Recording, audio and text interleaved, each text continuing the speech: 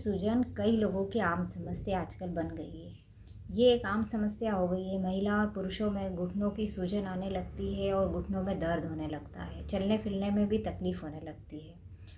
ये सूजन अगर एक्सीडेंटली हो रही है और किसी दुर्घटनावश जैसे हुई हो, तब तो समझ में आती है कि हाँ, कोई प्रॉब्लम है। लेकिन अगर इसमें जो सूजन आ रही है, अगर वो एक्सीडेंट की वजह से या किसी दुर्घटना की वजह से नहीं हो रही है, तो समझिए कि आपको ऑस्टियोआर्थराइटिस की प्रॉब्लम शुरू हो गई है। ऑस्टियोआर्थराइटिस की जो प्रॉब्लम है, लगभग 60 की उम्र के बाद ही देखी गई है, लेकिन आजकल हर किसी को 40 के बाद ही ये प्रॉब्लम होने लगी है। और कम उम्र के लोगों को भी ये प्रॉब्लम दिखने लगी है कि हर घुटनों में स्वेलिंग आ जाती है और दर्द शुरू हो जाता है। चलने फिरने में भी बहुत ही मुश्किल से उठकर खड़े होना, और बैठ जाते हैं तो बैठकर खड़े होने में बहुत ही ज़्यादा तकलीफ़ होती है। जैसे कि ये तो एक नॉर्मल सी बात है, लेकिन आप एक इस एग्ज़ाम्पल से समझिए कि घुटने की जो सूजन है, वो जैसे कि हम कार चलाते हैं और कार चलाते वक़्त लगातार कभी हम कार जैसे चलाते हैं तो उसके भी टायर होते हैं, वो घिसते चले जाते हैं। उसी तरीके से आप समझिए कि घुटने भी हैं, वो भी समझ लो घिसते हुए जा रहे हैं, तो उसमें भी सूजन इसी कारण आ रही है। और इसको आपको ये देखना है कि इसकी जो सूजन है, ये आपकी सूजन किस वजह से आती है। अगर ये सूजन आपको किसी एक्सीडेंट से आ रही है, जैसा कि मैंने अभी बताया है, एक्सीडेंट की वजह से अगर ये सूजन हो रही है, तब तो क्या होता है, सर्जरी की जाती है और वैसे धीरे धीरे वो ठीक हो जाती है। लेकिन अगर वो सूजन बिना किसी दुर्घटना के या बिना किसी इस तरीके के कारणों की वजह से आती है सूजन, तो समझकर आपको यही चलना है कि आपके घुटने अब घिसते जा रहे हैं। तो इसके लिए आपको क्या करना है, जो कुछ इसके कारण हैं वो भी ध्यान रखना है, और कुछ ऐसी डाइट फॉलो करनी है, कुछ ऐसी मेडिसिन है होम्योपैथिक में जो आपको लेनी है, जिसके आपको लेने से कई लाभ होंगे और ये जो प्रॉब्लम है वो धीरे धीरे ठीक हो जाएगी। एज अगर ज़्यादा होती है तब तो ये प्रॉब्लम ठीक होने में थोड़ा समय लगता है, क्योंकि हम उस तरह से रेगुलर एक्सरसाइज नहीं कर पाते हैं उम्र होने के साथ साथ। लेकिन अगर ये कम उम्र में आपके साथ हो रहा है तो आप इसको बहुत ही जल्दी थोड़ा सा लाइफ में चेंजेस ला करके ठीक कर सकते हैं। तो सबसे पहले इसके कारणों में देखते हैं। इसका कारण सबसे पहला ये है कि आप अगर बराबर एक्सरसाइज नहीं कर रहे हैं तो आपके साथ ये प्रॉब्लम हो सकती है। दूसरी बात कि अगर आपको पहले से गठिया की शिकायत हो, जैसे कि आप गठिया की शिकायत वाले जो लोग होते हैं उनको यूरिक एसिड काफ़ी बढ़ा हुआ होता है, तो यूरिक एसिड बढ़ने की वजह से भी ये ऑस्टियोआर्थराइटिस का खतरा बना रहता है। चोट लगना इसका कारण है, वो अभी मैंने बताया कि चोट लगने की वजह से भी होता है सूजन आना। चोट लगने के कारण कार्टिलेज इंजरी हो जाती है तो ये सूजन आने लगती है। इससे घुटनों में पानी बनने लगता है और सूजन इससे और बढ़ती जाती है।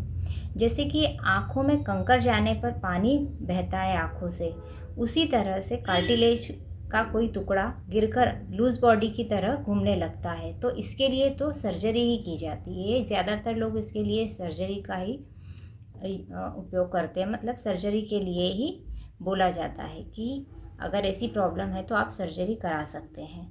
तो ये तो एक प्रॉब्लम हो गई और ये इसका कारण भी हो गया है। इसके बाद में विटामिन डी की कमी भी इसका एक कारण देखा गया है।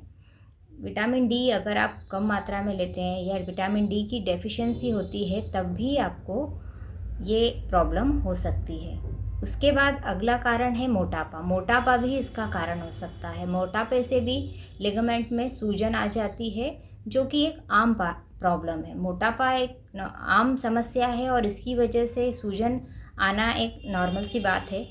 तो ये भी एक इसका कारण होता है।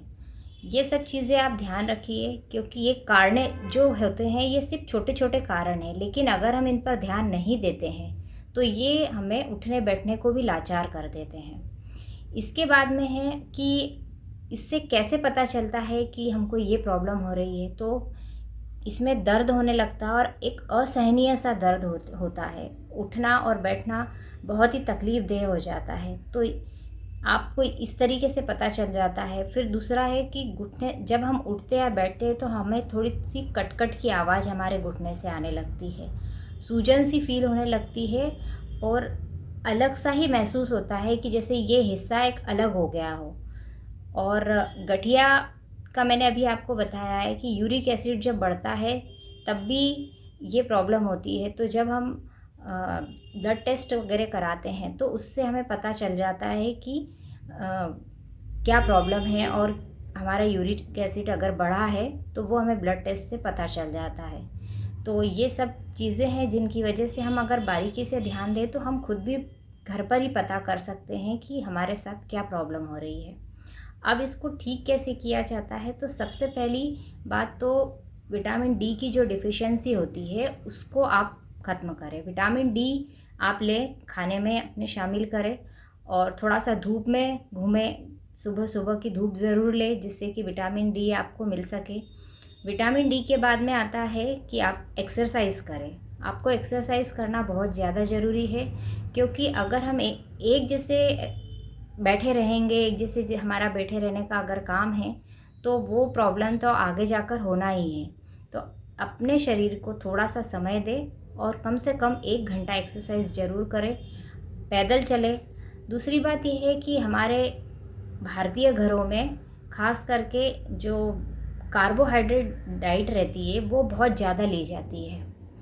तो इस तरीके से लो कार्ब डाइट को अगर आप लेंगे तो वो इसके लिए अच्छा रहेगा। लो कार्ब डाइट से मीनिंग है कि आप शुगर भी कम लें।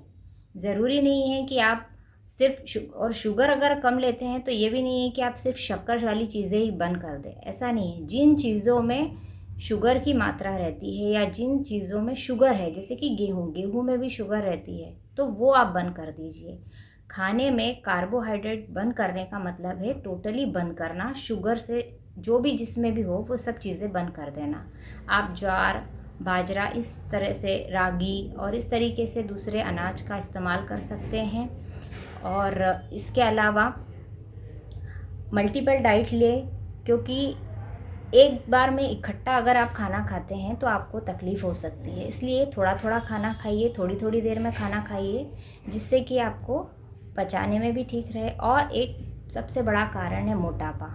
मोटापे को आप कंट्रोल करके रखें, मोटापा बढ़ने ना दें, क्योंकि मोटापा बढ़ने से भी क्या होता है, ये प्रॉब्लम होती है। इसलिए मोटापे पे कंट्रोल करें।